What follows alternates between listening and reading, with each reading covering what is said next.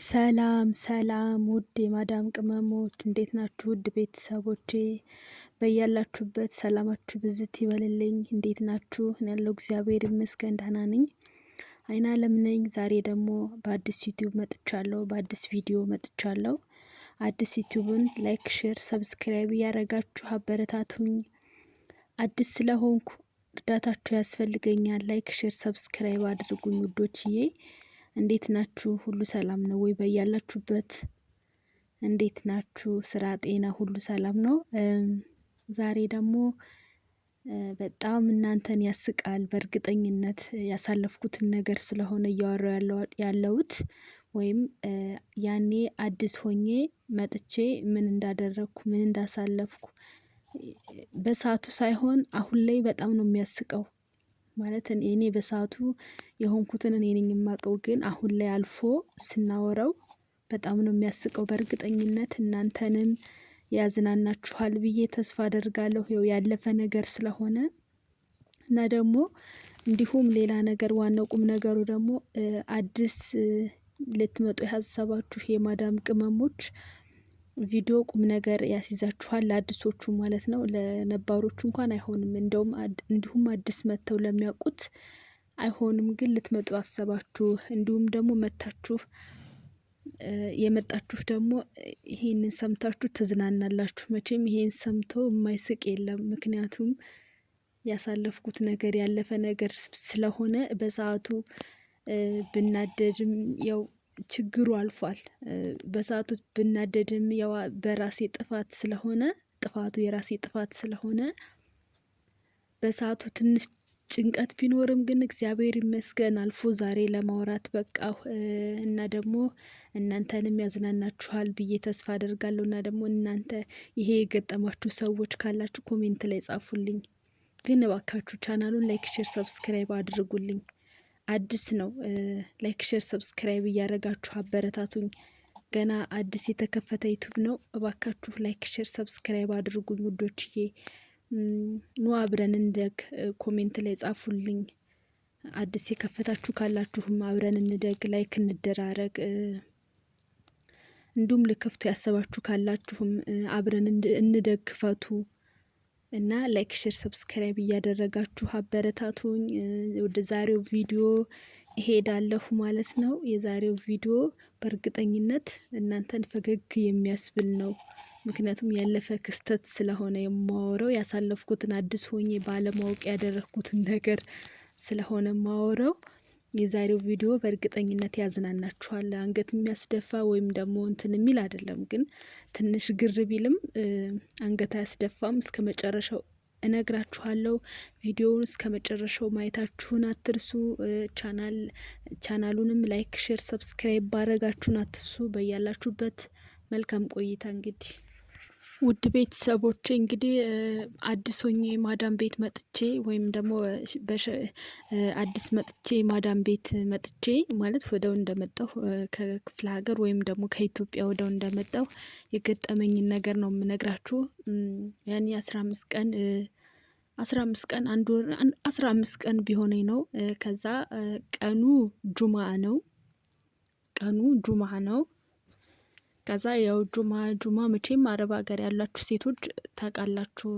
የተለየ ትንሽ ለነሱ ልኛ እሁድ እንደምንለው ለነሱ ጁማ የተከበረ ቀን ነው። መስጊድ የሚሄዱበት ቁጭ ብለው ያው በቃ የተለያየ ነገር የሚያደርጉበት ጁማ ክቡር ነው፣ በአረብ ሀገር ማለት ነው።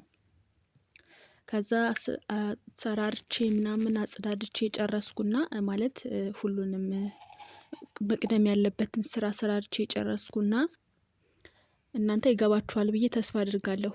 ሳሎን ነው፣ ትልቁ ሳሎን ላይ ነው የገባሁት።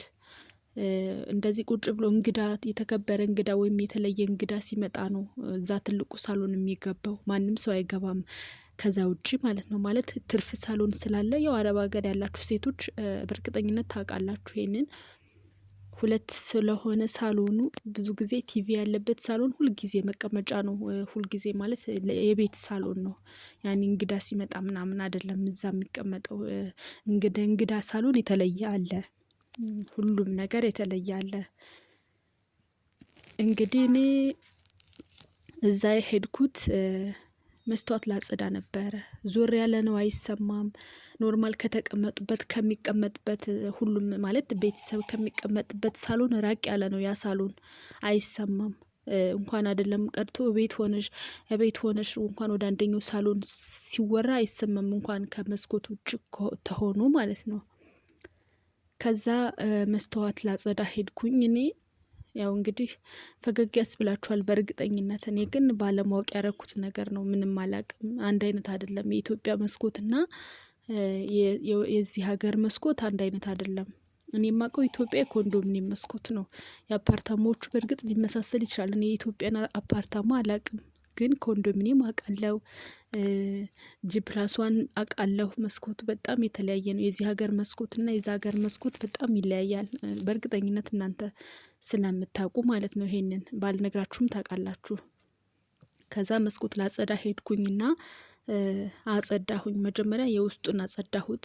የውስጡን ካጸዳው በኋላ መስኮት ተከፍቶ ወደ ውጭ ይወጣ የለ የሆነ ብረት ምናምን ነገር አለ። ብረት እንደዚህ በብረት የታጠረ የተወሰነች አለች ወደ ውስጥ መስኮት የምታጸዱበት ቦታ ማለት ነው። የውጩን መስኮት የምታጸዱበት ቦታ እዛ ጋር ሄድኩኝና ካጸዳው ከገባሁ በኋላ መስኮቱን ጥርቅም አረኩት።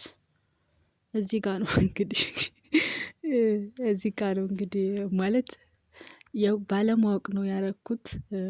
ይሄ ችግር እንደሚመጣብኝ አላቅም እኔ። ከዛ ዝግት አደረኩኝና አጽድቼ ምናምን ቦላውዬ ልከፍተው ስልክ የት ይከፈት፣ ለካ ቆልፌዋለሁ በውስጥ በኩል ማለት ልክ ዝግት ሲደረግ ለካ በውጭ እኔ ግን የገመትኩት ምንድነው የመሰለኝ፣ ከዛም በፊት እኮ አጽድቻለሁ ይሄኛውን፣ ግን እንደዛ አላሰብኩም። ባለማወቅ የምታደርጉት ነገር መቼም እንግዲህ ሰው አውቆ ሲያጠፋ ነው እንጂ የሚጸጸት፣ ሳያውቅ ያጠፋው ነገር ምን ያጸጽተዋል? መቼም እንግዲህ አውቀን ነው እንጂ የምንጠነቅቀው፣ ያወቅነውን ነገር ነው እንጂ ጥንቃቄ የምናደርግ። መቼም የማያውቅ ሰው አያውቅም ነው። እና ዝግት አደረኩትና ጨረስኩ። ወሉዬ ምናምን አጸዳድቼ ልከፍት ስል ከየት ይከፈትልኝ ብለው ብለው ብለው ብለው እምቢ አለኝ።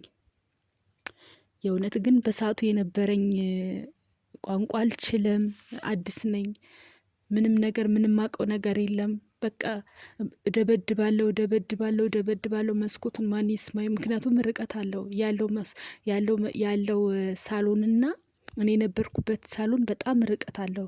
አይደለም ከውጭ ተሆኖ ቤት ውስጥ ሆናችሁ ራሱ ወደ አንደኛው ሳሎን ወሬ ብታወሩ አይሰማም። ያው ታውቁታላችሁ፣ ሰፊ ነው የአረብ ሀገር ሳሎን፣ የእንግዳ ሳሎን ማለት ነው። እና ብል እምቢ አለኝ። እዚህ ጋር ሴትዮዋ የት ሄዳ ነው እያለች ትፈልጋለች፣ ልጆቿ ጋር ትደውላለች። ያልገባችበት ጉድጓድ የለም እንደምታወራኝ ከሆነ እንዳሁን ከሆነ ማለት ነው። እኔ እዛ ጋር እንኳኳለሁ። በቃ ምን ልበል፣ ፀሐዩ ቀጠቀጠኝ ሌለ። እንግዲህ አስቡ፣ ጁማ ቀን ነው። 7 ሰዓት ከ6 ሰዓት ተኩል ጀምሮ ድጋሜ እስከ 9 ሰዓት ተኩል ድረስ መስኮት ላይ ቆሜ አላሳዝንም? እግዚአብሔርን እንባ ነው ጠብ ማለት የቀረኝ። በቃ የምር በጣም ነው ያዘንኩት። በቃ ምን ልበል፣ ከጎን ቤቶች አሉ፣ ግን አይቼ እንኳን ሰው የሆነ እንደዚህ አንተ ሰው ይርዳኝ ለማለት ራሱ በውጭ በኩል ስለሆነ መስኮቱ እንደዚህ ብረት ነው እንጂ የከፈለው ከውጭ ሰው ማየት እችላለሁ። ምክንያቱም ብረት ነው የከፈለው። ታውቃላችሁ እናንተ መስኮቱን። እርዱኝ ለማለት እንዴት ልበል፣ በቃ ገራ ገብቶኝ መጨረሻ ላይ በቃ ቁጭ አልኩኝ። ፀሐይ ቅጥቅጥ አደረገኝ። በቃ መሆነው ነገር ሁሉ ግራ ገባኝ ማለት ነው በሰዓቱ። በስማ ከዛ መጨረሻ ላይ ልጆቹን ፈልጓት ምናምን ብላ ወደ ሽንት ቤት ወደ ምን ስታስፈልግ ትንሹ ልጇ አየኝና ነገራት። ከዛ ለልጇ ደውላ ናክፈትላት፣ ሴትዮዋ ትንሽ በእድሜ ከፍ ያለች ስለሆነች ልጇ ጋር ደውላ ናክፈትላት፣ አይናለም መስኮት ዘግታ ነው፣ አይናለም አልኩኝ፣ ናና መስኮት ዘግታ ነው፣ በራሷ ላይ መስኮት ዘግታ ነው፣ ናክፈትላት ብላ ልጇ ጋር ደውላ ልጇ ከፍቶልኝ ወደ ቤት ገባሁ እላችኋለሁ። እስኪ ይሄ የገጠመው ሰው አለ? ይሄ የገጠመው ሰው ካለ በኮሜንት ጻፉልኝ። ይሄ ቪዲዮ መቼም ያዝናናችኋል ብዬ ተስፋ አደርጋለሁ። የማዳም ቅመሞች እንግዲህ ዛሬ ለማዝናናት ነው እናንተን የመጣሁት። ምንም እናንተ የኖራችሁ ነባርም ስለምትሆኑ ስለ መስኮትም ስለምታውቁ ይሄ ምንም እንትን የለውም። ግን ዘና በሉ፣ ፈታ በሉ። በያላችሁበት ሰላማችሁ ብዝት ይበልልኝ። በጣም ነው የማመሰግነው። ላይክ፣ ሼር፣ ሰብስክራይብ ለምታደርጉኝ ጓደኞቼ እንዲሁም የማዳም ቅመሞቼን ቪዲዮ የምታዩ ሁሉ ላይክ፣ ሼር፣ ሰብስክራይብ እያረጋችሁ አበረታቱኝ። ያው ፈገግ ለማለት ነው የዛሬው ቪዲዮ ያመጣውላችሁ። ፈገግ እንደምትሉም ተስፋ አለኝ። በያላችሁበት ሰላማችሁ ይብዛ። ባይ ባይ።